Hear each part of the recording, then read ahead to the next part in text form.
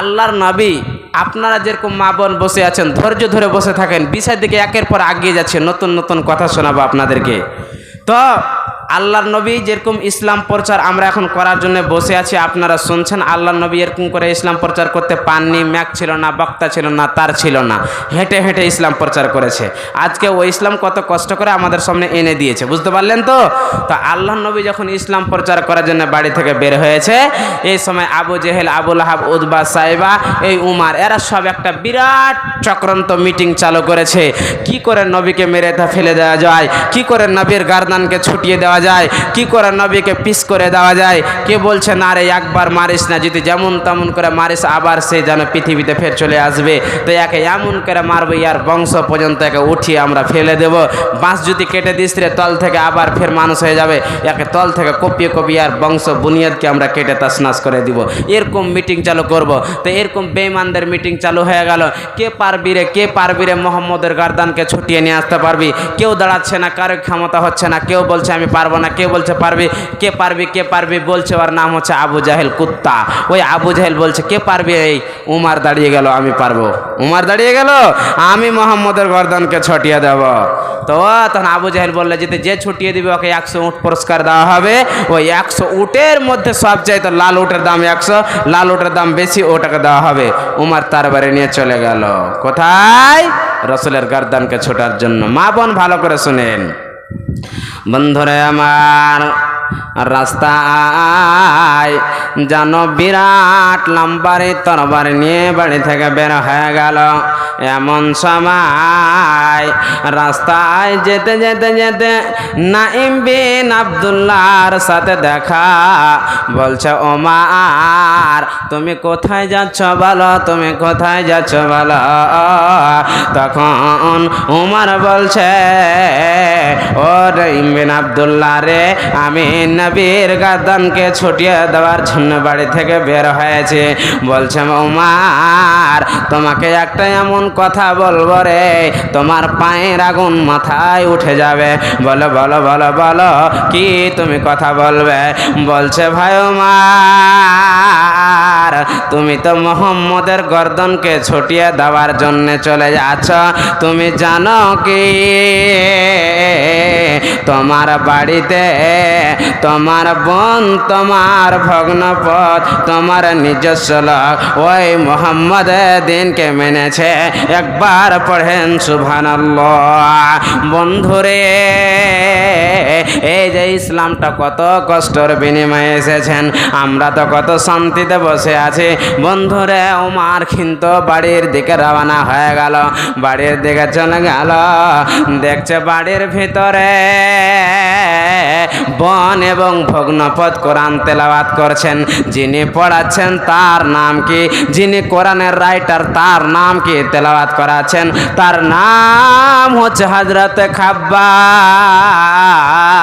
খাব্বাব কোরআন শুরু করাচ্ছেন, তেলাওয়াত করাচ্ছেন। কোন সূরা তেলাওয়াত করছেন শুনলেন?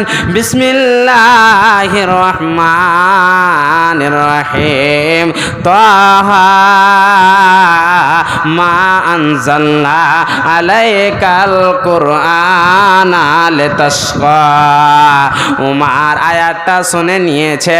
উমার বলছে বোন রে দরওয়াজা খুলে দে, ভগ্নপদ দরওয়াজা খুলে দে। এরা দরওয়াজা খুলছে না, ইমানের স্পিরিট কোরআন পড়ে যাচ্ছে।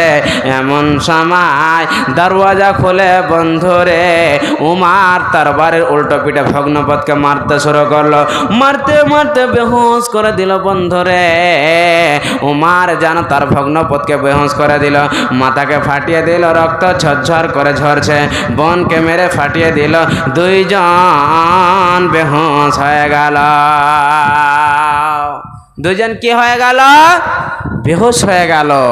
তখন বোন কি বলছে দেখো, তার বোনের নাম ফাতেমা। বোন কি বলছে? গোপনে গোপনে কি করেছে গো? নবীর দিনকে মেনে নিয়েছে। গোপনে গোপনে ইসলাম প্রচার করে ইসলামকে মেনে নিয়েছে। কত দিন আল্লাহর দিনকে মেনে নিয়েছে। যারা মেনেছে তারা কামিয়াব হয়েছে, নষ্ট হয়েছে? কি হয়েছে বলেন? নষ্ট হয়েছে না কামিয়াব হয়েছে? বলতে পারবেন না? তারা কামিয়াব হয়েছে, কামিয়াব হয়েছে। তো বোন পড়ে আছে। উমার এদিকে আল্লাহর নবীর দোয়া, হে আল্লাহ আল্লাহ গো ইসলামটাকে আর আমি বাঁচিয়ে রাখতে পারছি না আল্লাহ, আবু জেহেলকে কিংবা আবু লাহাবকে দুইজনের মধ্যে একজনকে আল্লাহ তুমি মুসলমান করে দাও, না হলে ইসলামটাকে আর বাঁচা যাবে না। নাবির দোয়া, নাবির দোয়া। আর এদিকে কিন্তু উমারের দিলটা নরম হচ্ছে। তখন বোন উঠে ভাইকে বলছে কি দেখেন, বলছেন ভাই উমার, তুমি আমাকে বারবার বলছো বোন ইসলাম প্রচার করা ছেড়ে দাও, ইসলাম থেকে ফিরে যাও। ভাই রে, আমি মোহাম্মদের দিনকে আমি ত্যাগ করতে পারবো না। উমার মারতে শুরু করেছেন। বলছেন ভাই উমার, তুমি যদি মারতে মারতে মেরে ফেলে দাও, আমি মোহাম্মদের দিনকে ছাড়ব না। তবে ভাই রে, আজকে যদি আমার মা থাকত, যদি বাবা থাকত, তুমি আমাদেরকে এমন করে মারতে পারতে না। উমার এরকম কথা শুনে উমারের দিন নরম হয়ে গেল। বলছে বোন রে, কোরআনটা আমার হাতে দাও, আমার হাতে দাও, একটু আমি কোরআনটা পড়ে নি। বলছে ভাই উমার, না না না, যে কিতাব ফি লৌহে মাহফুজে লিখানো আছে রে, যার দায়িত্ব আল্লাহ নিজে নিয়েছেন। ভাই উমার, এত আল্লাহর কোরআন মধুর বাণী তোমাকে দেওয়া যাবে না। অতএব ভাই, তুমি নাপাক হয়ে আছো ভাই, তুমি চলে যাও, গোসল করে নাও, গোসল স্নান করে নাও, তারপরে তুমি চলে এসো ভাই, তোমাকে কোরআন দেওয়া হবে। ভাই গোসল করে চলে আসলেন। মারে আমার বেটির আমার বাবাজির একটুখানি শুনেলেন। আর চলে আসার পরে বলছেন বোন রে, কোরআনটা আমাকে দাও, আমি পড়ি। আর ওই সামনে ফের কোরআনের আয়াত যেন তেলাওয়াত হতে লাগলো। তাহা মান জান্না আলাইকাল কোরআন আলে তাসকা, যার সম্মুখে তরজমা হলো বন্ধুরে, এ কোরআন এমন একটি আল্লাহর কিতাব, কোনো সময় মানুষকে টেনশনে ফেলবে না। যারা কোরআনকে মানবে রে, তারা কামিয়াব হয়ে যাবে। উমার কোরআন যেন পড়ার পরে উমার নিজে একটা কথা বলছেন, মা আহসানা হাজাল কালাম, এ কোরআনটা কত ভালো রে, এই কোরআনটা কত মধুর বাণী রে। ও আকরামাহু, কত ইজ্জত বালা কোরআন বন্ধুরে, এই কোরআন আমি জীবনে দেখিনি। আমি বলেছিলাম মিথ্য কোরআন, মিথ্যবাদ, পাগল নবী, কিন্তু না না না, এটা কখনোই এই নবীর কোরআন হতে পারে না, এটা স্বয়ং আল্লাহর কোরআন। উমার তরবারিটা নিয়ে এরকম তেলাওয়াত করার পরে নবীর বাড়ির দিকে রওনা হয়েছে বন্ধুরে। কতজন সাহাবী শুনেলেন? 40 জন মাত্র সাহাবী। আল্লাহর নবীর চারিদিকে দাঁড়িয়ে আছেন, বাঁচাবের কেউ নাই। নবীকে যদি মারে ফেলে দেয়, নবীকে যদি কাতাল করে দেওয়া যায়, তো বাঁচাবের মতন কেউ নাই। আবু বকর বললেন, ইয়া হাবিবাল্লাহ, হে ইয়া হাবিবাল্লাহ, ইয়া রাসূলুল্লাহ, আল্লাহর নবী গো, এই যে উমার রাগিত অবস্থায় চলে আসছেন, আল্লাহর নবী গো, আপনাকে যদি এরকম হালাতে যদি আল্লাহর নবী দেখেনি, তরবারিটা ঝেড়ে দিয়েছে, আপনার গর্দানকে চটিয়ে দিয়েছে, তার আগে আমি আবু বকর বলছি ওমরের গর্দান ছটিয়ে দেওয়া। আল্লাহর নবী বলছেন, আবু বকর রে, তুমি দাঁড়াও, তুমি দাঁড়াও, তুমি দাঁড়াও, আমার মন বলছে রে, উমার গর্দান ছোটাবের জন্য আসে না, উমার নিজেই শহীদ হওয়ার জন্য আমার কাছে আসছে রে। নারে তাকবীর! বন্ধুরে আমার, এমন সময় উমার এসে বলছেন, ওগো আল্লাহর নবী, এই যে তালোয়ার নিয়ে আসলাম, আল্লাহর নবী গো, আপনি আমার গর্দানকে ছুটিয়ে দেন। আল্লাহর নবীর চোখ দিয়ে পানি থামে না, অস্ত্রগুলো ঝরঝর করে যেন ঝরছে, আর লুঙ্গি জামাটা আল্লাহর নবীর ভিজে গেল। এমন সময় আল্লাহর নবী বলছেন, ওমর রে, আজকে আমার অন্তরের ভিতরে তোমার জায়গা হয়ে গেল। এমন সময় উমার তরবারি নিয়ে আবার ওই আবু জাহেলের মিটিং এর মধ্যে চলে গিয়ে যেন হামলা করে দিলে, এলান করে দিলে, ও মক্কাবাসীরা তোমরা শুনে নাও, ও মদিনাবাসীরা তোমরা শুনে নাও, যারা নবীর বিরুদ্ধে কথা বলবে রে তাদের গর্দানকে ছটিয়ে দেব, তারাকে পৃথিবীর মধ্যে রাখবো না। আবু জাহেল বলতে লাগলো, কি ব্যাপার, উমার নাকি পাগল হয়ে গেছে, উমারের নাকি ব্রেন শর্ট হয়ে গেছে রে, উমারকে আমি কি করতে পাঠালাম, উমার কি করে আসলো রে? কিন্তু না না না বন্ধুরে, যিনি মাইন্ড যিনি চেঞ্জ করনেওয়ালা তিনি হলেন আল্লাহ। তাহলে বন্ধুরে, আল্লাহ যাকে চান তাকে ইজ্জত দিবে বন্ধুরে, আর যাকে চাইবে না, আপনি যদি মাথা ঠুকেও মরে যান, আপনি কোনোদিন জান্নাত পাবে না, পাবে না, পাবে না। কথাটা কি বুঝতে পারলেন আপনারা? এর একটু ছোট উদাহরণ দিই, একটা ছোট্ট কথা। আপনারা সবাই শুনেছেন নাবি আতিম, নাকি?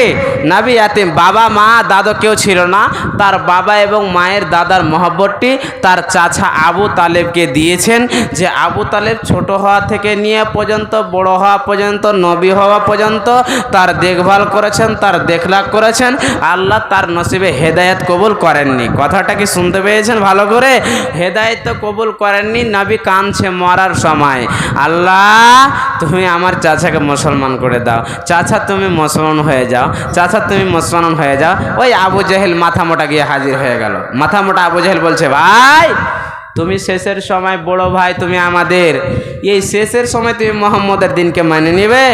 এর মন চাইছিল মুসলমান হয়ে যাব, কিন্তু না, মানতে পারল না। আল্লাহ সঙ্গে সঙ্গে কোরআনে আয়াত নাজিল করে দিলেন, ইন্নাকা লা তাহদি মান আহবাবতা ওয়ালাকিন্নাল্লাহা ইয়াহদি মান ইয়াশা ওয়া হুয়া আলামু বিল মুহতাদিন। ও নবী মুহাম্মদ, তুমি যাকে চাইবে সে হেদায়েত পাবে না, আমি আল্লাহ যাকে চাইবো সে হেদায়েত পাবে। কেন? আমি হলাম হেদায়েত দেনেওয়ালা। তাহলে তুমি ওয়াজ করো, নাসিহত করো, যার ইচ্ছা আমি আল্লাহ তাকে আমি হেদায়েত দেব, যে পারবে না তে পাবে না। কথাটা কি বুঝতে পারলেন? তাহলে নবী একটা কথা তুমি ভালো করে শুনে নাও, হাদিসের মধ্যে পাওয়া যায় ওই আবু তালেবকে পায়ের নিচে ছোট্ট আজাব দেওয়ানো হবে, হালকা আজাব। তার পায়ের নিচে গরম জুতা পিনানো হবে, আর ওই গরম জুতা পিনানোর কারণে, হ্যাঁ, ওই পায়ের নিচে গরম জুতা পিনানো হবে, আর তার কারণে মাথার মগজটা টকবক করে ফুটবে ভাতের মতন। একবার পড়েন সুবহানাল্লাহ। এটাই যদি ভাই আব্বাজান হালকা আজাব হয়, তাহলে আপনি চিন্তা ভাবনা করে দেখেন আপনার এর চাইতে ভারী আজাব কি হবে। কথাটা বুঝতে পারলেন? আপনারা একটা উমারের কথা শুনলেন, আর একজন সাহাবীর আলোচনা করে আমি আমার কিছু কালেকশনের দিকে আগিয়ে যাব। আপনারা বসে থাকেন, ধৈর্য ধরে চলে যাবেন না। তো এখন যদি আপনাদেরকে বলি, ভাই আব্বাজান আপনাদেরকে মসজিদকে নির্মাণ করতে হবে, আপনাদেরকে কিছু লাগবে, আপনাদের ব্রেন বলবে না আমি দেব না, উঠে চলে যাব। কিন্তু না, যাবেন না, ওয়াজ শুনে যান, পারলে দিবেন, না পারলে না দিবেন, অসুবিধা নেই, কিন্তু শুনে যান। আপনারা শুনেছেন। এখন আজকে আমি আপনাদের কথা বলছি না, যদি কাউকে বলি ভাই আপনাকে 5,000 টাকা লাগবে, একজন ভাইয়ের মন ভারী হয়ে যাবে। একটু উদাহরণস্বরূপ বুঝলেন, ভারী হবে কি হবে না বলেন? তো একটু ঘটনা শুনে নেন।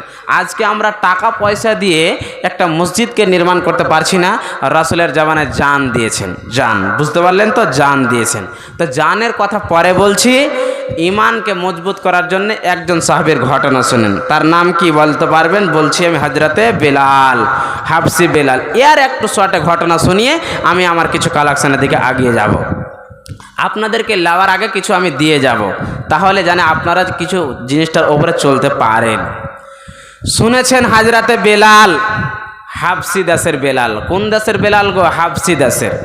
বেলাল গোপনে গোপনে গোপনে আল্লাহর নবীর দিনকে মেনে নিয়েছে। কেউ উঠে যাবেন না, বসে থাকেন, আল্লাহর কসম বলছি আপনারা বসে থাকেন, ইনশাআল্লাহ কামিয়াব হয়ে যাবেন। কিছু যাবে না ভাই আব্বা যান, এখন যাবেন বিছানে ঘুমিয়ে যাবেন, যদি আল্লাহ এখন চোখ দুটা বন্ধ করে দেয় খালি কবরে আবার সকালে আপনাকে দাফন কাফন করে কবরে রেখে চলে আসবে, কেউ বাঁচাতে পারবে না। কিন্তু শুনে যান, কিছু আমল করে যান, মসজিদকে নির্মাণ করে যান, কিছু দিয়ে যাবেন, কিন্তু শুনেন। হাজরাতে বেলাল গোপনে গোপনে নবীর দিনকে মেনে নিয়েছে। এই যেরকম উমার তো গোপনে গোপনে মানেনি, ইনি গোপনে গোপনে মেনেছেন। কেন? ইনি একজনের গোলাম ছিলেন, ইনি একজনের গোলাম ছিলেন। তার মালিকের নাম কি আপনারা কেউ বলতে পারবেন? কেউ বলতে পারবেন? পারবেন না? উমাইয়া। মালিকের নাম কি? উমাইয়া। আরে আবু জাহিল এই যখন মোহাম্মদের দিনকে মেনে নিয়েছে, ওদের জুলুম হয়ে গেল। এই এই কি হয়েছে? বলছে তুই মোহাম্মদের দিনকে মেনে নিয়েছিস বেলাল? বলছে হ্যাঁ হ্যাঁ আমি মোহাম্মদের দিনকে মেনে নিয়েছি। ও তুই এটা কি ভুল করিসনি? তুই এক কাজ কর, মোহাম্মদের দিন থেকে ফিরে আয়। বলছে না, ফিরে আসতে পারবো না। বেলালের মার চালু হয়ে গেল, মোহাম্মদের দিনকে ফিরে আয়, না আসতে পারবো না। ইমানের স্পিরিটটা দেখেন বন্ধুরা আমার। আল্লাহর নবী নবী মুহাম্মদ রাসূলুল্লাহ সাল্লাল্লাহু আলাইহি ওয়াসাল্লাম এমন সময় বন্ধুরে একটুখানি ভালো করে শুনে নেন। ও মুহাম্মদ যেন রাস্তার ধারে হেঁটে চলে যাচ্ছেন, এমন সময় আবু জাহেল আর উমাইয়া বেলালকে মারছে আর বলছে বেলাল রে, ও বেলাল মোহাম্মদের দিনকে ছেড়ে দে রে, মোহাম্মদের দিনকে ছেড়ে দে। বেলাল বলছে না না না, আমি মোহাম্মদের দিনকে ছাড়তে পারবো না। এমন সময় আল্লাহর নবী রাস্তা দিয়ে হেঁটে যাচ্ছে, এরা মারতে শুরু করে দিয়েছে। বন্ধুরে কিসের বাড়ি মারছে? মারটা দেখলেন, এরকম লাঠির বাড়ি নয়, মারটা মারছে লোহা।